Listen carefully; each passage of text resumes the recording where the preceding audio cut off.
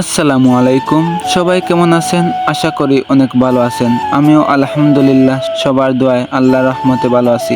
তো ঈদের পর কোথাও যাওয়া হয়নি, তো আমরা সবাই মিলে প্ল্যান করলাম যে কোথাও ঘুরতে যাই। তো আমাদের সবার মতে ঘোরার জায়গাটা হলো মাধবকুণ্ড জলপ্রপাত। যদিও শুনেছি সেখানে ঝর্ণা ছাড়া আর কিছুই নেই, তবু আমরা যেতে চাই, কারণ মহান রাব্বুল আলামিনের সৌন্দর্য সৃষ্টি, প্রাকৃতিক সৌন্দর্য। তো বিভিন্ন রিসোর্টে বা পার্কে না গিয়ে আমরা মহান আল্লাহ তাআলার সৃষ্টি প্রাকৃতিক সৌন্দর্য দেখতে যাব। তো ভিডিওটি আপনারা শেষ পর্যন্ত দেখবেন। বাংলাদেশের যে কোনো প্রান্ত থেকে আপনি এই মাধবকুণ্ড জলপ্রপাত দেখতে আসতে পারবেন।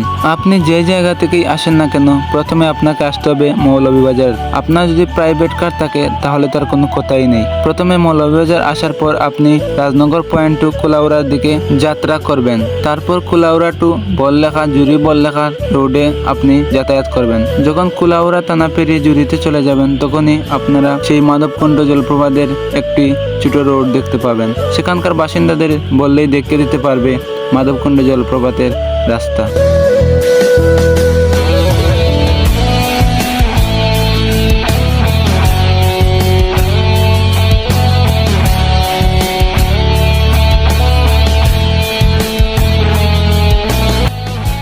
আপনার কাঙ্ক্ষিত মাধবকুণ্ড পৌঁছার আগেই আপনি পেয়ে যাবেন রাজনগর চা বাগান, কুলাউড়া চা বাগান, এবং এই চা বাগানগুলোর সৌন্দর্য অতি তাড়াতাড়ি আপনার মনকে মুগ্ধ করবে এবং আপনার মন প্রাণ জুড়িয়ে যাবে এই সৌন্দর্যগুলো দেখার পর।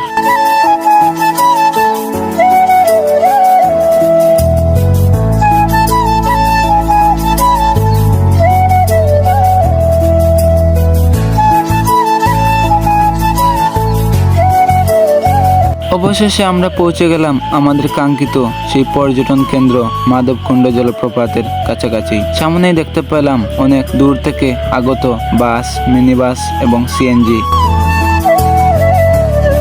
গাড়ির থেকে নেমেই জনপ্রতি 20 টাকা টিকিট কেটে ঢুকে পড়লাম সেই বন বিভাগ মাধবকুণ্ড জলপ্রপাতে।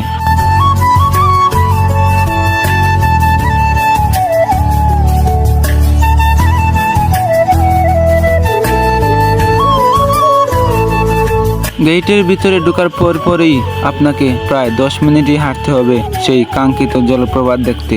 এর আগেই পাবেন অনেক দৃষ্টিনন্দন এবং মানুষের তৈরি সুন্দর সুন্দর স্থান।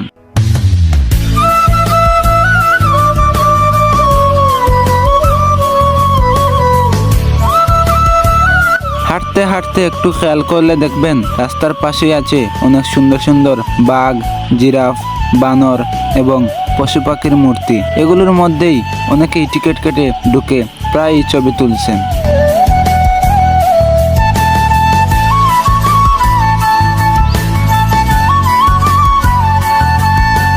অনেকক্ষণ প্রকৃতি উপভোগ করতে করতে আমরা চলে আসলাম সেই কাঙ্ক্ষিত ঝর্ণার পাশে।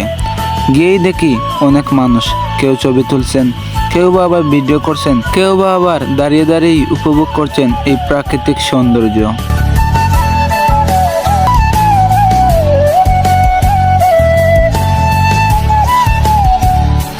হ্যাঁ, এটা সত্যি যে অন্যান্য পর্যটন কেন্দ্র থেকে এখানে সৌন্দর্য একটু কম, তবে এটাই হচ্ছে প্রাকৃতিক সৌন্দর্য, যা একবার দেখলে অন্তর এবং প্রাণ ঠান্ডা এবং শীতল হয়ে যায়। প্রাকৃতিক সৌন্দর্য শুধু মানুষের দেখার জন্য নয়, অনেকেরই আবার হয়েছে ইনকামের ব্যবস্থা। যেমন ধরেন, আমরা যে পর্যটন কেন্দ্রগুলোতে যাই সেখানে রয়েছে অনেক ফটোগ্রাফার এবং ভিডিওগ্রাফার। তাদের এই প্রাকৃতিক সৌন্দর্য যদি না থাকতো তাহলে হয়তো তাদের ইনকামের পথটা অন্যদিকেই বেছে নিতে হতো।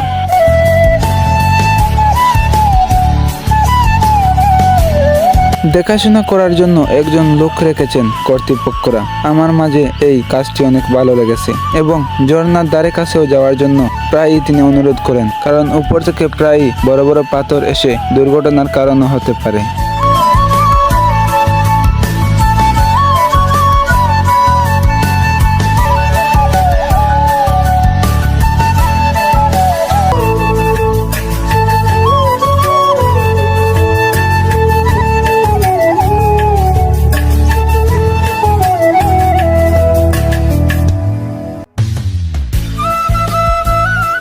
অবশেষে আমাদের গাড়ি আবারও চালো আমাদের বাড়ির দিকে। তো গাইস, ভিডিওটি যদি একটুও ভালো লেগে থাকে তাহলে অবশ্যই লাইক, কমেন্ট, শেয়ার করে আমাদের পাশে থাকবেন এবং আমার এই পেজে নতুন হলে পেজটি ফলো করবেন এবং ইউটিউব থেকে দেখলে সাবস্ক্রাইব করবেন। তো ভিডিওটি এখানে শেষ করতে হচ্ছে। সবাই ভালো থাকবেন, সুস্থ থাকবেন। খোদা হাফেজ।